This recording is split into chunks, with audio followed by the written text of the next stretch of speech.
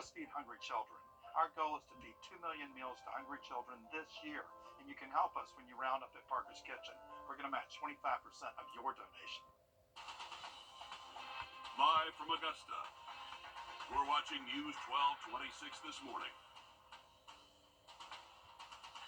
A peek ahead into your morning here from Dr. World before he heads to Savannah State University. Kimberly-Clark could be expanding in Aiken County, and Georgia lawmakers are trying to lower maternal mortality rates. All of that and more in just a moment, but first, here's a live look at Beach Island this morning. I know it's kind of hard to tell as we're still waiting for that sun to come up, but we can check back in later. Good morning, I'm Audrey Dickerber. We're so glad that you're joining us this morning on this Sunday, and man, I'm glad about this nicer weather coming, but it also feels like it's allergy season too. I feel already stuffed up, Chris. Yeah, it is that time of year, and it's only going to get worse before it gets better, but I have seen some trees blooming the next few days. I hope you like 70s.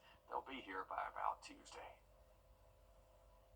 Okay, great. Thanks, Chris. And Augusta Technical College's president, Dr. Dwayne Morrill, spoke for the first time since agreeing to be the new president at Savannah State University. In just over 4 years, he's brought many new additions to the college, as well as record increase in admissions. He's had a hand in everything from partnerships with Augusta National to bringing on new projects across the community. Your Cindy Hood sat down with Morrill for the first interview since announcing he's leaving. It's a bittersweet move for sure, and looking back, he became president in the middle of COVID, so it was a not-so-traditional start for him, but he says he used that time to create the partnerships and connections we see forming in the community today. Augusta Tech's campus hums with the everlasting connections built over time. I think it's always about being nimble and being responsive, right? Industry comes to us and said, hey, we need X, and we find a way to make it happen. It starts with the connections employees have. Just taking those connections to say, okay, you're on the chamber board, well, what are we going, what's going on with the chamber? Or if you are focused on a healthcare board. Then expanding to make Augusta Tech a part of the community. Number one, they wanted graduates to be able to feed into their workforce.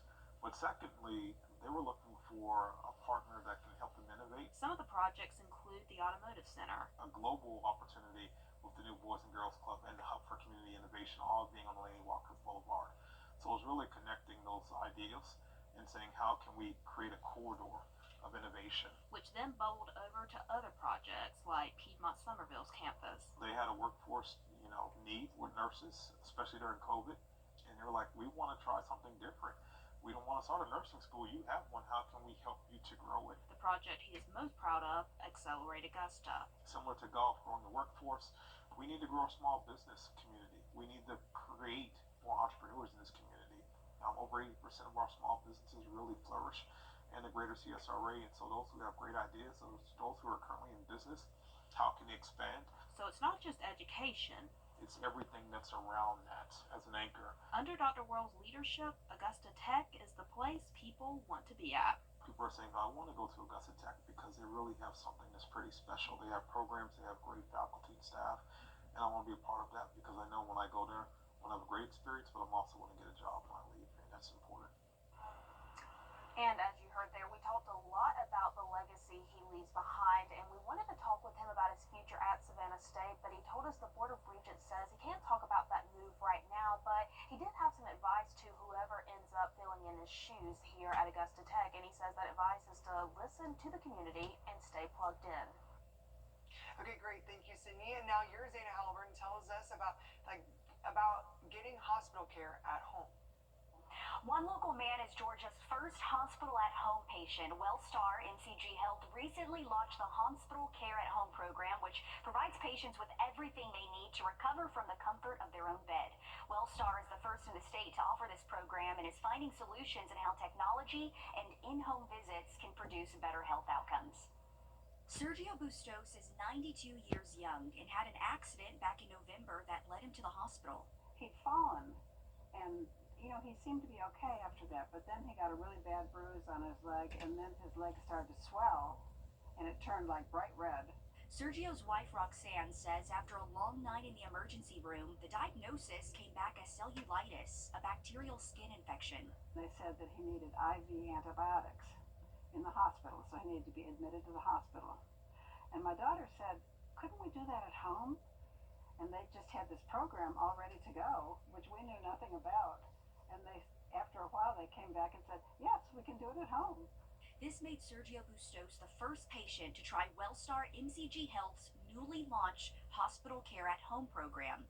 Dr. Matt Lyons says this is a game changer, especially for those who respond better in familiar environments. When your mom or your dad, you know, they're coming to the hospital, a lot of times they get confused about where they are, and then that leads to a longer length of stay, and it may result in a fall in the hospital. Well, if we do that in their home, they don't have that disorientation, that confusion, but they're still getting the care like they're in the hospital. Patients are provided equipment to monitor vital signs and a tablet for virtual visits and 24/7 communication with doctors. It gives us the ability to make sure we're staying connected with that patient. I mean, they're not in the hospital, but yet normally they would be in the hospital. So we want to make sure that we're monitoring them and giving them the same care just like they would be in the hospital, but only in their home. Like they would remind me every day to take his vital signs twice a day, which I would forget otherwise. And if I hadn't done it, they would remind me. And you know, if we had a question, we could ask it like that, and it was very, very well done. Although patients are monitored a lot virtually, nurses and paramedics do make multiple in-home visits. It was a very pleasant experience. I got along very well with them. They got along very well with me. They were knowledgeable. That's a very important. Now, there is criteria that has to be met to be considered eligible for the hospital at home program. You can't have a condition that's considered critical, and you have to live near the hospital in case you need to be transferred immediately. But if you want to learn more, we have that information on our website. In a local animal rescue and one local boy made a difference this week. Project Freedom Ride and the Old Fella Animal Rescue of Burke County partnered up with multiple organizations to get 27 local dogs an opportunity at a better life. Our shelters are so overcrowded here that the dogs had to be shipped to Ohio for that opportunity. We spoke with Roman McCann, who started this organization several years ago. It's trying to empty a bucket with like a tablespoon. It's not very easy, and like it's also raining at the same time, so it's just getting as much out as you can, one step at a time. Roman says it's tough work, but every little bit they do helps. And over in Martinez, the event Prepare for Babies kicked off another year of bringing awareness to their efforts to fund a maternal home in the CSRA. They did this through their annual Kickball for a Cause charity game yesterday. Leaders say the main goal isn't about hitting a dollar amount. It's making sure people know there's a need for maternal housing. We want to bring awareness to the community about the need for maternity housing right here in the CSRA. There's nothing like it in the CSRA, and we are raising the funds to purchase a maternity home. And we want to be able to help mothers and babies that are in crisis situations all in our community. And so that's what we're doing here today. And you can find more information about that on Wrdw.com. And Kimberly-Clark could expand its presence. Currently, 2,000 people are employed at the plant, and 100 more jobs could be on the way. Your Kennedy Payne has an update on the progress and what a tax incentive means for those currently employed. We spoke with Gary Bunker. He's the Aiken County Council chairman. He says for the county, it's not only about retaining jobs, but also creating more for people in Aiken County, one of Aiken's largest private employers. The Kimberly-Clark plant we have in Aiken County is located in Beach Island. They've been in Aiken County for over 57 years now, over 2,000 employees. They make products you use daily. Paper products, from diapers to toilet paper to paper towels. And they're looking to expand. Kimberly-Clark still has to determine whether or not they will indeed go forward with the expansion. The Aiken County Council passed an ordinance to approve a property tax incentive for the company. About $400 million for their expansion. So what is the property tax incentive? What we have is what's called fee in lieu of taxes. So it's a program authorized by the state of South Carolina that allows us to substitute an annual fee in lieu or instead of the property taxes. He says it makes the county competitive. Incentivize companies like Kimberly-Clark or more recently Meta to locate or expand in Aiken County. Bunker says although they haven't decided whether or not to expand, this is a big step forward. It would result in over $70 million of revenue for the county over a 40-year period. And would create nearly 100 new jobs for the county. The goal is to keep Kimberly-Clark local. So their thought process is not only will we expand or not expand, but do we stay or do we go? And the property tax incentive helps them stay. This is the largest single Kimberly-Clark plant that they have. So this is just going to make them even larger and more competitive and keep more Aiken County citizens employed. Bunker says what's next is waiting to hear from Kimberly-Clark about their next move. He says there's a variety of county rules and regulations, and the state of South Carolina also has rules and regulations. So they're waiting for an answer to the big question, to expand or not expand. All right, temperatures are going to be expanding the next few days into the 70s by about Tuesday and Wednesday. It was still a little cool out there yesterday, the high 59, the low frigid down at 23. We're off to a cold and frosty start for your Sunday morning as well, but we'll have more on that chance of a warm up on the way for the week ahead and look at our rain chances when we come back. Here's an important. This is the latest system we're watching heading straight towards the southeast. Expect to see heavy showers and thunderstorms. And we've issued a first alert for all of our counties here in the CSRA, and that's for the chance of strong. We are tracking a strong line of thunderstorms heading directly towards central Georgia. You can see right here, no one being spared from this first alert for today. We do have the threat. The First Alert Radar Network, all the sweeps are working here, keeping every neighborhood covered. On Wednesday, and a few showers arrive on Thursday. Thanks, Chris. And in recent years, the ASPCA Animal Control Center reported 8% of calls were related to pets ingesting toxic plants. While 8% may not seem like a big number, many pet owners do not want to take that chance. Your First Alert meteorologist, Emily Acton, stopped by Bedford Gardens to learn more about what plants are safe for your furry friends and which ones are not. Every pet owner knows the struggle of monitoring what goes in your pet's mouth. Anything from toys to shoes to remotes or even master tickets, most of which are harmless. But there is a common household item that you may not think you need to watch out for: plants. You're not going to want to go with any philodendron. Most of them are very, very toxic, even to people. And while spring is around the corner, many homeowners and pet owners are looking to bring color into their houses and yards. It's important to stay away from lilies, aloe plants, ribbon plants, and even azaleas. If you are a pet owner, Emily recommends doing your research before you buy. Go through multiple sources and don't just pick one website and be like, oh, well, this person said I could take 7 philodendrons and put it, in my house, but definitely cross-referencing and going through multiple websites and stuff. It's always good practice to consult with your vet if you are worried about a specific plant. In Augusta, Emily Acton on your side. To get the full list of toxic and non-toxic plants, go to our website, wrdw.com. And efforts are underway to preserve Gullah Geechee and historically black grave sites throughout the lawmakers are trying to give expecting Georgia mothers more resources, but their bills aren't likely to go anywhere without a little push. As your Georgia State House reporter Abby Kasoris explains, without action, we're putting more Georgia women and their babies at risk. Georgia is one of the worst states for ensuring the health of mother and baby before and after birth. Lawmakers and advocates here at the state capitol today saying that these are not merely points on a report. These are mothers who never made it home and babies who were hoped and prayed for. Every year we get the data. Every year everyone is concerned, but yet decades go by and there's no change. Dr. Cecil Bennett practices family medicine in Coweta County. He has people driving from surrounding counties to see him. According to the Georgia Board of Healthcare Workforce, more than a third of Georgia counties have no pediatric physicians. More than half have no OBGYNs. There really has to be a commitment by the state to go into underserved areas and make sure that women have the same access to care as if they were in a major city. A March of Dimes report found the lack of health care is putting babies and their mothers at risk.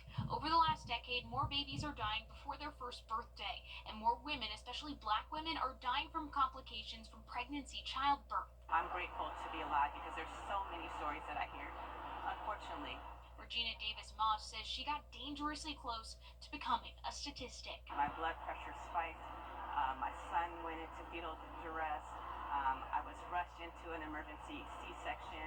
I do remember the neonatologist saying to me, listen to me, we're going to move really quickly. I'm going to give you 10 seconds to hold your baby, and then I have to take you away and the baby away. She says Georgia lawmakers have a moral obligation to act. State Democrats pushing a slew of bills, a licensure program for midwives, mobile health clinics for rural Georgia, and reinstating a state maternal mortality review board. The governor disbanded after news leaked to the press regarding 2 Georgia women's deaths ruled preventable. A preventable death is murder. State Representative Derek Jackson says Republicans can't ignore the statistics, pushing a bill to fully expand Medicaid under the Affordable Care Act, which currently has 4 Republican sponsors. We have to turn the corner on this and say, Governor Kemp, let's move this bill forward. It doesn't matter who gets the credit. It's not about Democrat or Republican. Republicans announcing their healthcare priorities last month, and while we haven't seen them drop any bills related to maternal mortality, they have put millions of dollars for rural healthcare in the state's budget. In Atlanta, I'm Abby Kasouris. Everybody wants the problem.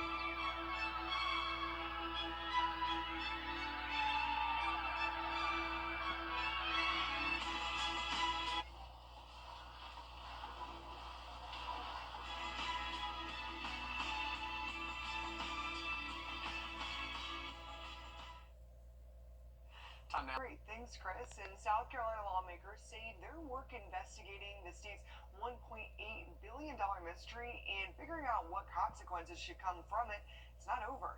This comes after the release of an independent report last month that found a nearly $2 billion surplus believed to be sitting in state accounts was actually an accounting error. State House reporter Mary Green has more. On Tuesday, the Senate subcommittee that's been digging into this $1.8 billion debacle for more than a year now held a meeting with the intention of hearing from the key players involved. One of them, Treasurer Curtis Loftus, wasn't there because he was out of state, according to his staff. But in recent weeks, Loftus has criticized this group of senators, calling their work a, quote, witch hunt. I believe it is a witch hunt because I want to find the witch that's responsible for messing with the state's finances in such a way that no one can have confidence and trust that the numbers being reported are accurate. I want the witches that were responsible to be held accountable. Loftus's chief of staff, Clarissa Adams, testified under oath on his behalf, answering and sometimes not quite answering senators' questions for more than 2 hours. They asked her about the conclusions from the outside audit released last month, as well as Loftus's comments to their subcommittee last year, including his assertion that the $1.8 billion was real and that he had invested it, making the state around $200 million in interest that lawmakers spent. Outside auditors have said that would be impossible since the majority of that money never existed, and a small amount did but had already been spent, so it could not have generated interest. Senators also grilled Adams about an incident last year in which Loftus threatened to publish the state's sensitive financial information, with the governor, chief of SLED, and attorney general among those who had to step in to stop him from releasing that information. The chair of the subcommittee says they hope to hear from the elected treasurer himself soon, for the first time since the release of the outside audit and report. We're going to continue to probe and ask some more questions because we want to make sure the people of this state, the public, the General Assembly, and Wall Street investors can have confidence when we tell them something. And another key player in this, Comptroller General Brian Gaines, gave brief testimony to senators on Tuesday evening, but will return to complete it on Thursday. Reporting Columbia, I'm Mary Green.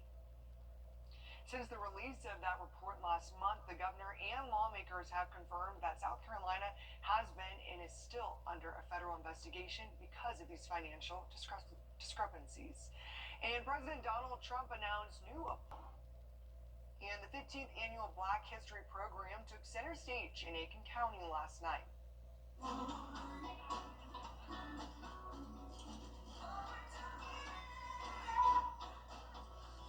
Attendees didn't just dance the night away, they heard from guest performers too. Leaders say the program is geared towards educating people on diversity and culture impacts of everyone, not just African Americans.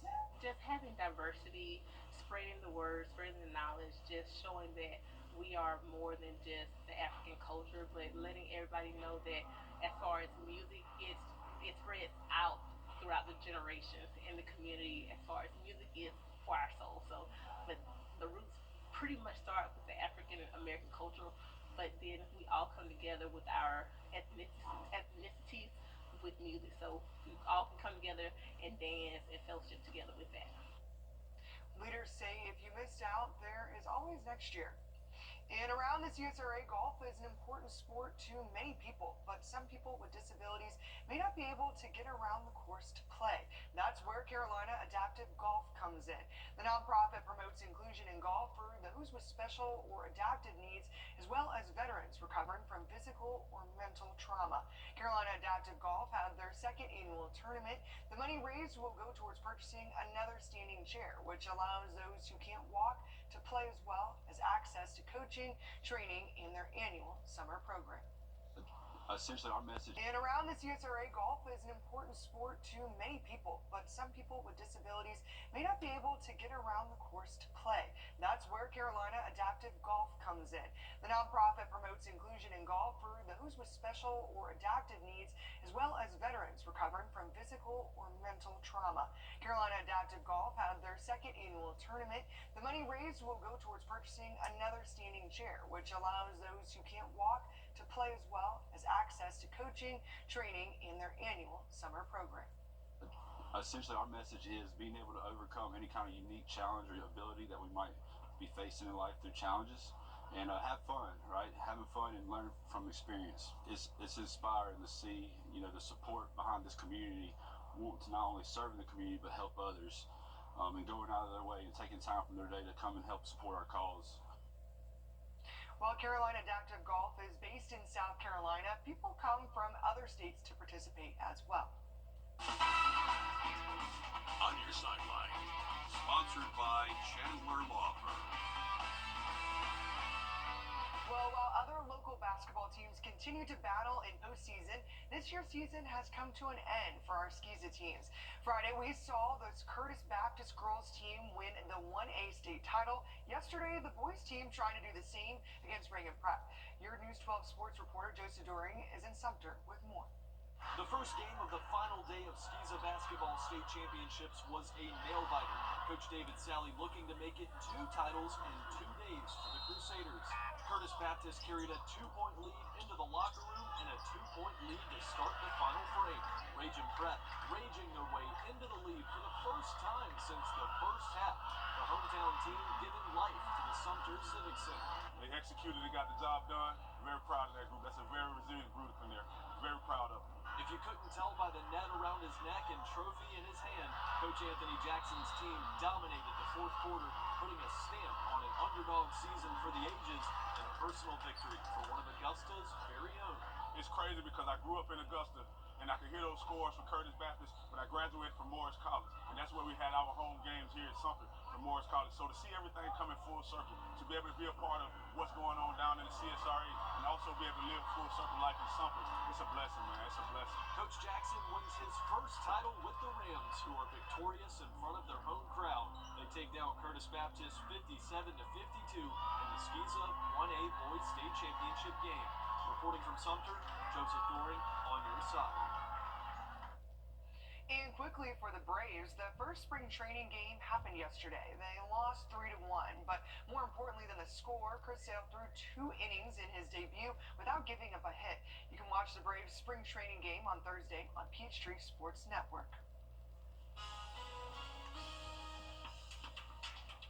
Beautiful sunrise. It will be out there early today. There's a live look from our Grovetown camera. Saturday was a cool day. Still about 17 degrees cooler than average for the morning low, down at 23, but Warmer weather's on the way for the week ahead. Could be a couple of rain chances as well. We'll have a look at your forecast when we come back.